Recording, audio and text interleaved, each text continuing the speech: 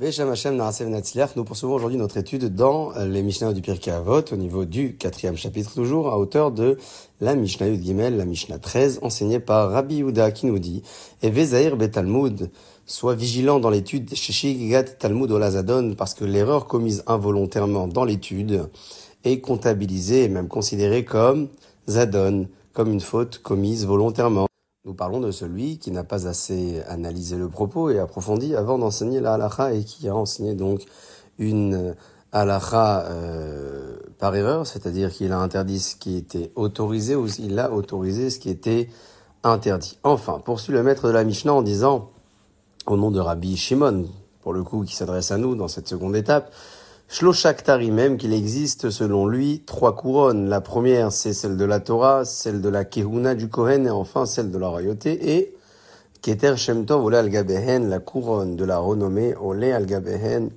est largement bien au-dessus de toutes ces couronnes. Alors nous parlons ici dans le propos donc de Rabbi Shimon, Keter Torah, de la couronne de la Torah qui fait du Zaken, du sage, celui qui a acquis la chorma et qui mérite un honneur, vehadarta penezaken, nous dit la Torah, tu honoras donc la face du sage.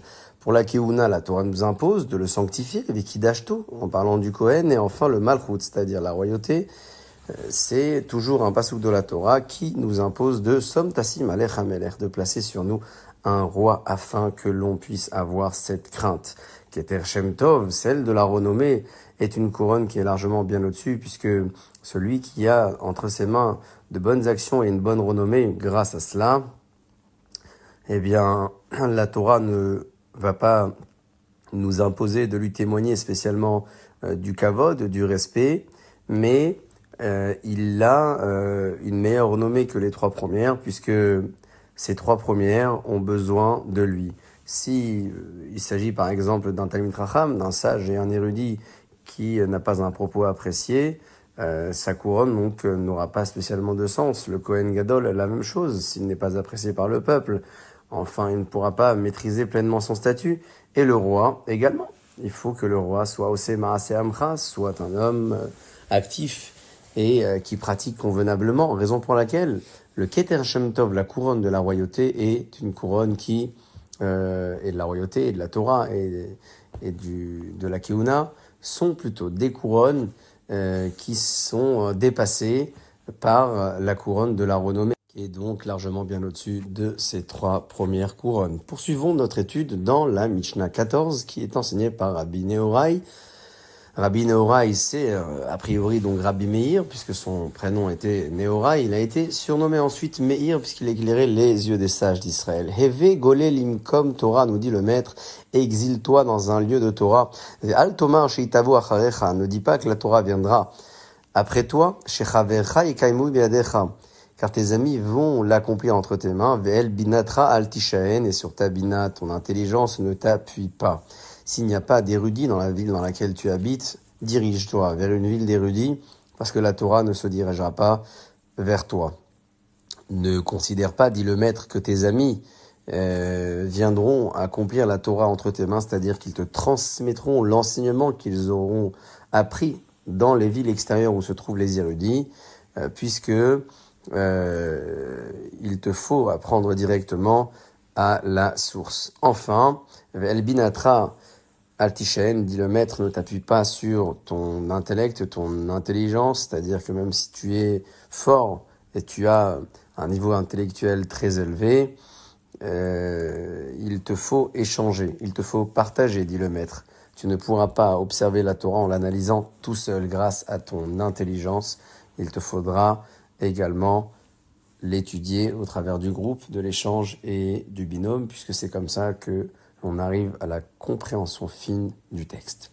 Dans la Mishnah 15, Rabbi Yana Yomer, Rabbi Yana dit, En beyadenu lo mishalvat areshaim, nous n'avons pas entre nos mains le bonheur et le bien-être des mécréants, ve'af lo mi isurei tzadikim, et ni des épreuves des tzadikim, des justes. C'est-à-dire que nous ne saisissons pas le pourquoi du comment, pourquoi Kadosh Baruch Hu a envoyé au rachat un bien-être alors que le tzadik souffre.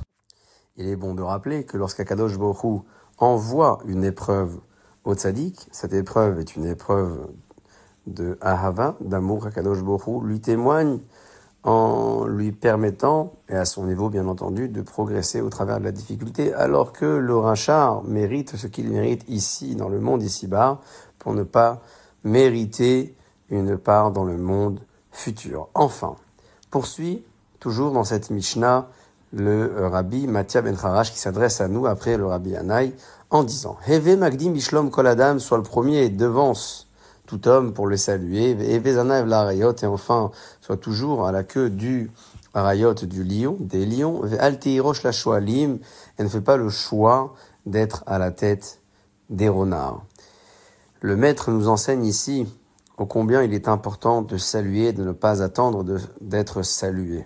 On peut faire l'erreur de considérer que le salut nous revient avant d'autres, puisque nous occupons éventuellement une place ou une fonction peut-être plus importante que certains.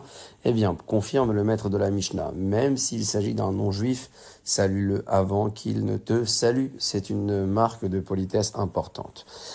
Hevezanav la Arayot, mieux vaut être à la queue de ce groupe, constitué d'Arayot de lions, de personnes puissantes en Torah, plutôt que d'être Rosh la Shoalim, c'est-à-dire d'être à la tête des renards, à la tête de ceux qui pratiquent peu et qui analysent peu et qui observent peu, en considérant que par notre observation importante, nous pouvons prétendre diriger. Eh bien non, dit le maître de la Mishnah, mieux vaut être à la fin de ce groupe, à la queue de ce groupe, qui est donc le Zanav du Harayot, plutôt que d'être Rosh la Shoalim, à la tête d'un groupe de renards. Rabbi Yaakov Omer. Rabbi Yaakov, dans la Mishnah 16, nous dit Haolam Hazeh domé les prosdor, le monde dans lequel nous sommes ressemble à une antichambre, bifine Haolam Haba, devant le monde futur. Hatken atzmecha ba prosdor, arrange-toi dans cette antichambre, Kedesh etikanes latraklin, afin que tu puisses entrer dans le palais dans de bonnes conditions.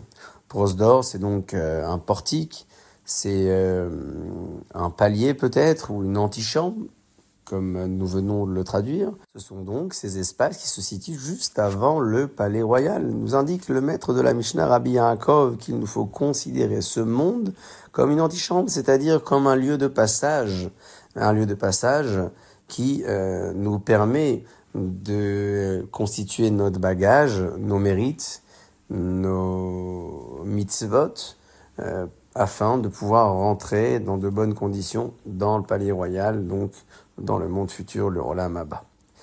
Dans la Mishnah Yudzaïn, le Rabbi Yaakov poursuit son enseignement avec ce propos, nous disant que Yafa Shah Achad Bitshuva Umaasim Tovim Baolam Hazeh, il est préférable l'instant ou l'heure, le temps de tchouva, de repentir et de belles actions dans le monde ici-bas, Mikol Chaya Olam Haba, bien plus que tout le monde futur, Veyafa Sha'achat Shel Korad Ruach Baolam Haba, et enfin, un temps de bien-être spirituel, bien entendu, du monde futur, est beaucoup plus important que le Chaya Olam Hazeh, c'est-à-dire la vie dans le monde ici-bas. En définitive, le Olam Hazeh, le monde ici-bas, permet à tout homme de grandir, de progresser et d'observer. Et le monde futur est un monde dans lequel il pourra bénéficier de tous ses mérites qu'il a pu acquérir au travers de l'observation des mitzvot dans le monde ici-bas. On a donc besoin de mettre en parallèle le Olam Hazeh et le Olam Haba pour rappeler finalement quels sont les avantages de l'un par rapport à l'autre. Dans le Olam Hazeh, nous pouvons observer, ce qui n'est pas le cas dans le monde futur, et dans le Olam Haba, nous pouvons bénéficier, mériter du mérite de la mitzvah, ce qui n'est pas le cas dans le monde ici-bas, le Olam Hazeh.